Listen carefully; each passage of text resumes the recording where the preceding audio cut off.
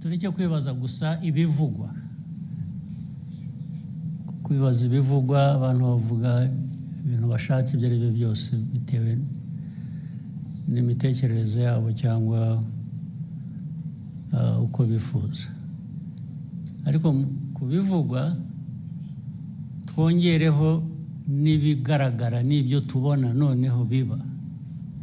Hari ibyo binyobwa bidafite ubuziranenge na gake ndetse bihitana abantu, twahera aho ngaho twakwibaza. Ariko ibi nibyo byica abantu, byisha abantu, tugaheraho honyine. Igisubizo ugishaka wese aragifite. Byica abantu, byisha abantu, ndetse batagira umubare. Niba mukurikira rero nyine amakuru nk'uko bamwe muri mwe mugomba kuba mukurikira, ntabwo ari ukuvuga ngo hapfuye abantu 2 gusa uyu munsi, ngo ejo hapfuye undi umwe. Barapfa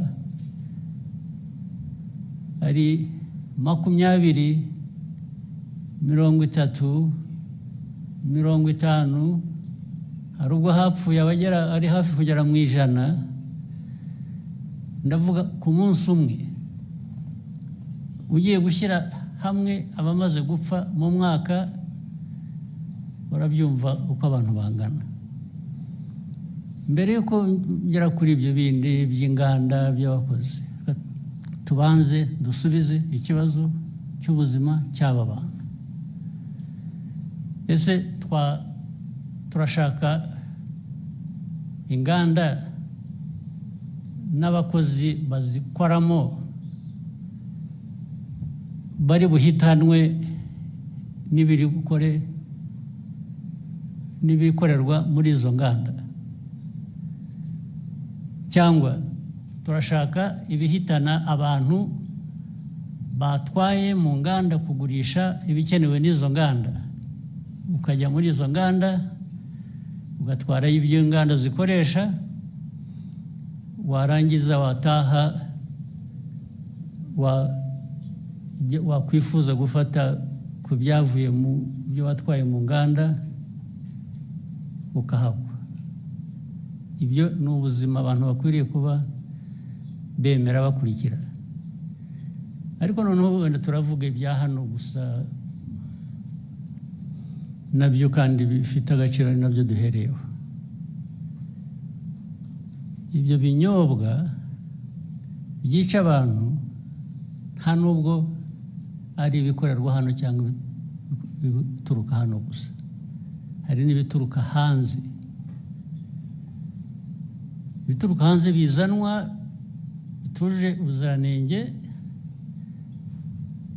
bikica abantu. Maze mu kwica hari uburyo butandukanye. Hari ibibica uwo munsi, icyo cyumweru. Hari nabo bizica nyuma y'umwaka.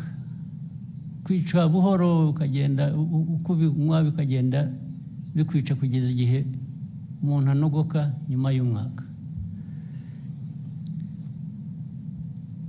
Ibyo rero ntabwo ndumva neza umuntu waba bishyigikiye ngo atekereze inganda, atekereze abantu bakora muri izo nganda,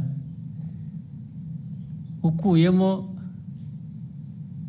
abo byica umunsi ku wundi nk'uko bizwi, nk'uko mubibona.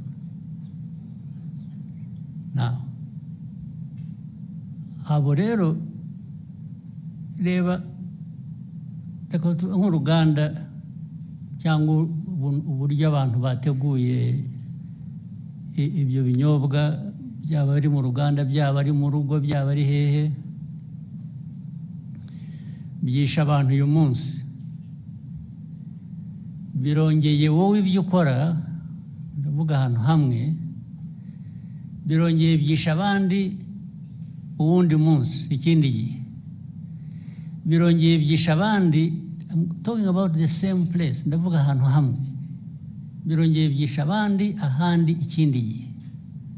ukavuga ngo urakora ikize, ariko noneho usibye wowe ubikora bikica abantu, iki gihugu kiyoborwa gite? Igihugu cyareka abantu bagapfa gusa kikarebera cyo kiba ari igihugu ni igihugu gifite imibereho imeze ite? Ni nayo mpamvu bariya bashinzwe imirimo itandukanye ireba ibi by'ubuziranenge uvuga bakurikiranwaho babazwa ibyo babazwa, nicyo bagiriyeho. Izo nzego zigiriyeho kureba ngo ibikorwa ibyo ari byo byose ntabwo byica abantu, ahubwo ni ibifasha ubuzima bw'abantu gutera imbere. Bamwe muri aba rero ndibwira ko babifitemo uruhare, ndetse bashobora kuba bafite n'uruhare muri izo nganda, cyangwa se abafite izo nganda babahuma amaso bakareka ibintu byabo bigahita bikajya kwica abantu. Ibyo niko ntekereza, ariko noneho bazabyisubiririza igihe bakurikiranweho ibyo ngibyo, nibo bazabisubiza, nta wundi wabibasubiriza.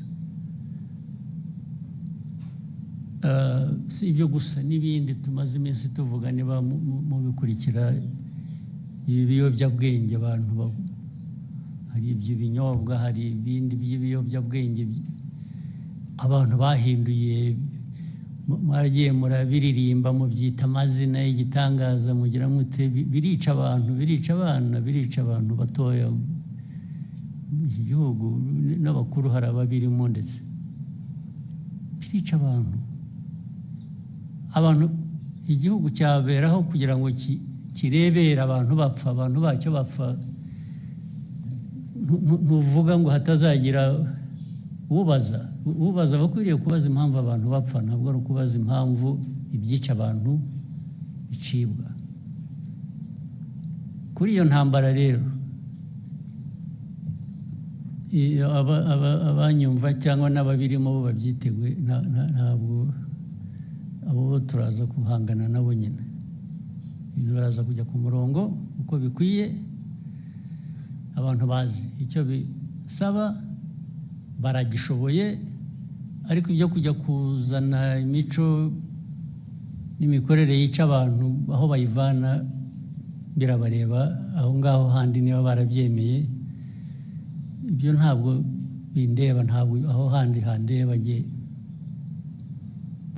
n'umuyobozi w'iki gihugu ndareba iby'iki gihugu n'abanyarwanda, no gukorana nabo kugira ngo bashobore kumenya ibibafitiye inyungu n'ibitabafitiye inyungu. Ushaka rero kurenga amategeko cyangwa gukora we kubera ko agomba gukora uko yifuza, ibyo ari byo byose aba ari byo bishyirwa imbere, abo ngabo bazahangana n'ababishinzwe kubishyira mu buryo. Hari ikintu nabonye mu byo nsoma n'iki kugira ngo bijyanye n'ibyo abantu bibaza, ariko se uko bikorwa, kunenga uko bikorwa, uko bishyirwa, ndavuga uko bikurikiranwa, uko abantu bafatwa, uko bagira bate, uko bagenzwa, bishobora kuba birimo ikibazo uko abantu bavuga. Ibyo mbona ibyo niba ari ikibazo, ni ikibazo gitoya ugereranije n'ikibazo kiriho gishaka gukemurwa, ariko nacyo ni ikibazo gishobora gukemuka. Inzego zibishinzwe baba bakora ibintu bitari byo, bakwiye kubihindura, ariko ntabwo byavana abantu ku ntego yo guhangana n'icyo kibi abantu bagomba guhangana nacyo. Ibyo kujya abifuza ko abantu babirwanya, ariko babivuga neza, bogeza babirimo, icyo ni ikindi kibazo cyoroshye gukemura.